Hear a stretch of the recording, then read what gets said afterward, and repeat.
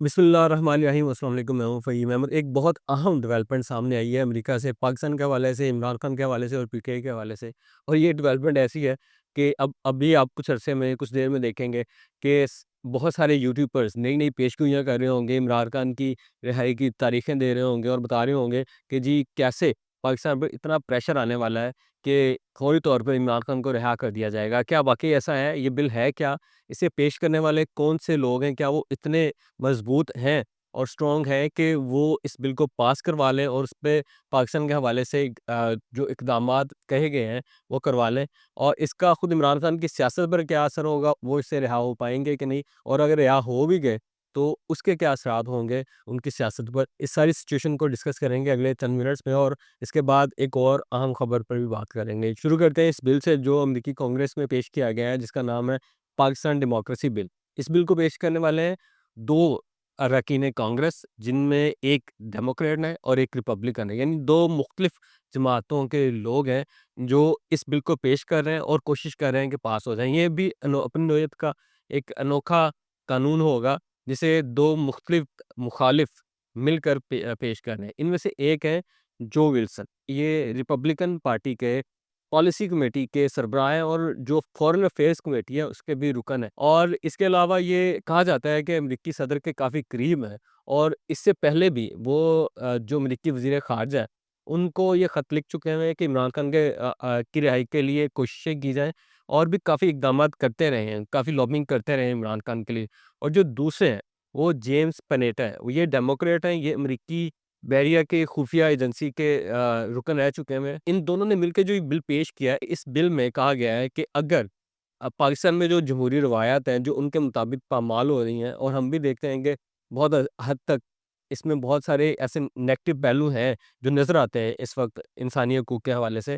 ان کا کہنا ہے کہ جب تک یہ بحال نہیں ہو جاتے اور عمران خان کو رہا نہیں کیا جاتا، تب تک پاکستان کے جو حکومتی عہدیدار ہیں اور جو فوجی عہدیدار ہیں ان پر امریکہ داخلے کے لیے پابندیاں عائد کر دی جائیں، یعنی وہ انہیں امریکہ داخلے کی اجازت نہ دی جائے۔ اور اس میں آرمی چیف کا بھی انہوں نے کہا ہوا ہے خاص طور پر، اور جو ڈفرینٹ حکومتی عہدیدار ہیں ان کا بھی کہا ہوا ہے۔ اچھا، اب پہلے تو اس کو ڈسکس کر لیتے ہیں کہ کیا یہ بل پاس ہو سکے گا کہ نہیں۔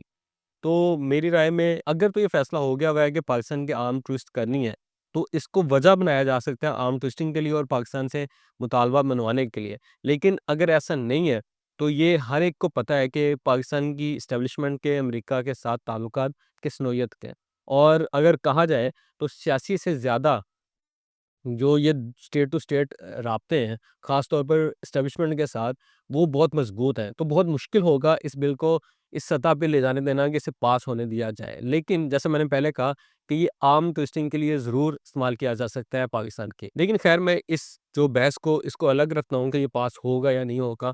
اگر پاس نہ بھی ہوا اور پاس ہوا بھی، تو ایک چیز یاد رکھیں کہ یہ ابھی تو پی ٹی آئی کے دوستوں کو یہ بڑا اچھا لگ رہا ہے کہ امریکہ سے پریشر آئے گا پاکستان پہ، اور پاکستان پہ اتنا دباؤ آئے گا کہ پاکستان کی جو حکومت ہے اور اسٹیبلشمنٹ ہے وہ مجبور ہو جائے گی عمران خان کو رہا کروانے میں۔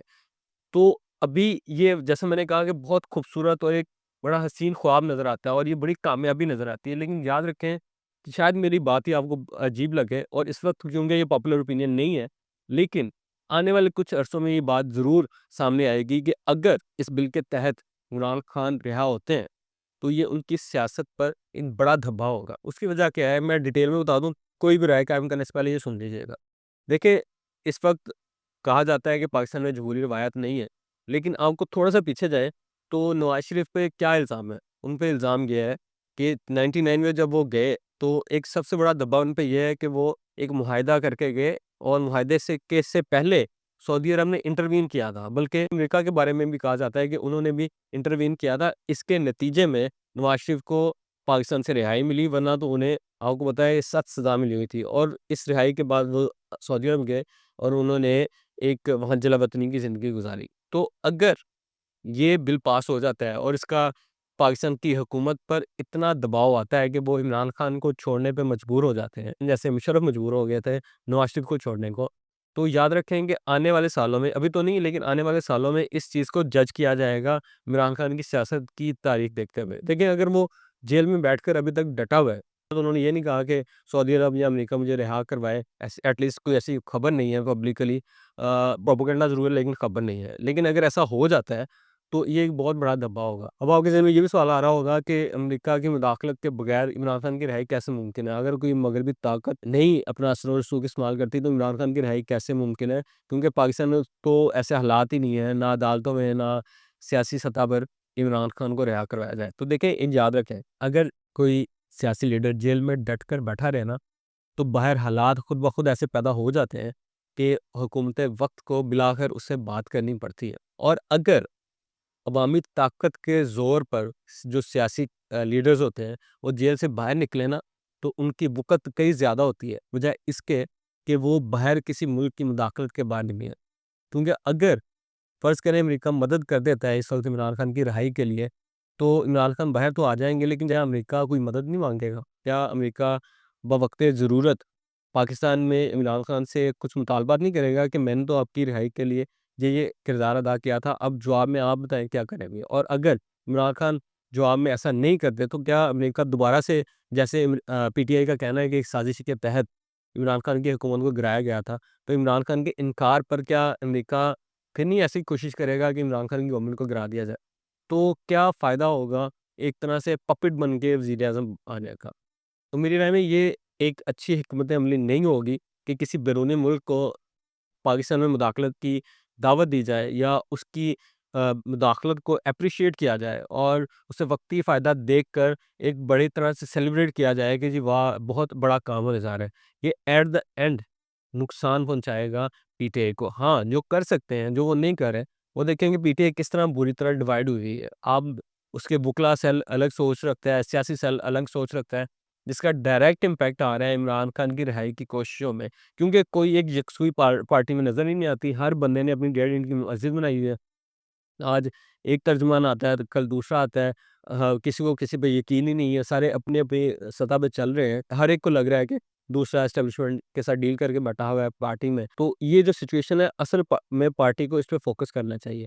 دیکھیں مشکل اوقات آتے ہیں، ہر سیاسی جماعت پر آتے ہیں، پاکستان کی دوسری سیاسی جماعتوں نے بھی دیکھا ہے، لیکن اگر پی ٹی آئی دوسری سیاسی جماعتوں کے جو حالات ہیں یا جو روایات ہیں ان کو فالو کرتی ہے، مثلا نواز شریف کی، تو پھر پی ٹی آئی کے حالات بھی تقریباً ویسے ہی ہوں گے جو اس وقت نون لیگ کے ہیں۔ اچھا، ایک یہ خبر اور اپڈیٹ تھی، دوسری اہم خبر یہ ہے کہ حکومت کا آئی ایم ایف کے ساتھ سٹاف لیول معاہدہ ہو گیا، جس کا مطلب یہ ہے کہ حکومت کو مزید بریدنگ سپیس مل گئی ہے اور وہ ایک سٹیپ آگے لے کے جا سکتی ہے اکانومک پالیسیز کو۔ اور اگر آپ اصول کی بات کریں تو جو پاکستان میں معاشی حالات ہیں، تو اس وقت بڑا مشکل ہے کسی کے لیے بھی وہ اس معیشت کو سنبھالے، لیکن اگر یہ حکومت سنبھال لیتی ہے تو اسے ایک بات سمجھنی چاہیے کہ یہ جو معاشی اس کی کامیابی آ جاتی ہے اور وہ معیشت کو ایک بہت اچھے لیول پہ نہیں تو ایک ریزنیبل لیول پہ لے جاتی ہے، اس کے باوجود بھی اس کی یہ ساری محنت ضائع ہو سکتی ہے ایک وجہ سے، کیونکہ یہ پبلک اوپینین کی جنگ ہار رہی ہے۔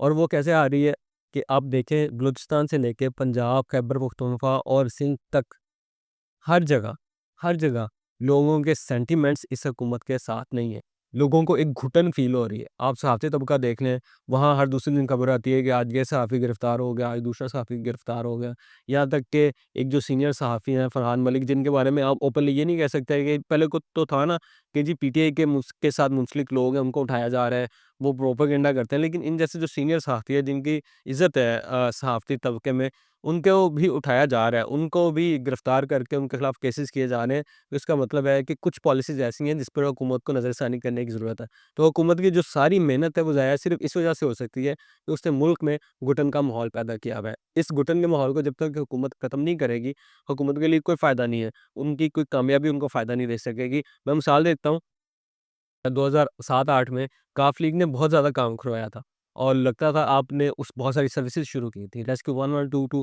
سمیت ڈیولپمنٹ سمیت بہت سارا کام کیا تھا، لیکن اس کے باوجود وہ جیت نہیں پائی تھی کیونکہ پبلک اوپینین ان کے ساتھ نہیں تھی۔ اس وقت پبلک اوپینین نون لیگ پیپلز پارٹی کے ساتھ تھی تو ووٹ بینک ان کو پڑا۔ اس وقت واضح نظر آ رہا ہے کہ پبلک اوپینین نون لیگ اور پیپلز پارٹی کے ساتھ نہیں ہے۔ اس وجہ سے حکومت کو معاشی پالیسیز کو صحیح کرنے کے ساتھ ساتھ عوام میں جو یہ گھٹن کا ماحول ہے اسے ختم کرنا چاہیے، تبھی ملک آگے بڑھ سکتا ہے اور ان کا خود اپنا سیاسی فائدہ ہو سکتا ہے۔ تو آج یہ دو عام خبریں تھیں جن کے حوالے سے بات کرنی تھی۔ انشاءاللہ اگلی ویڈیو کے ساتھ دوبارہ حاضر ہوں گا. اپنا خیال رکھیے گا. اللہ حافظ.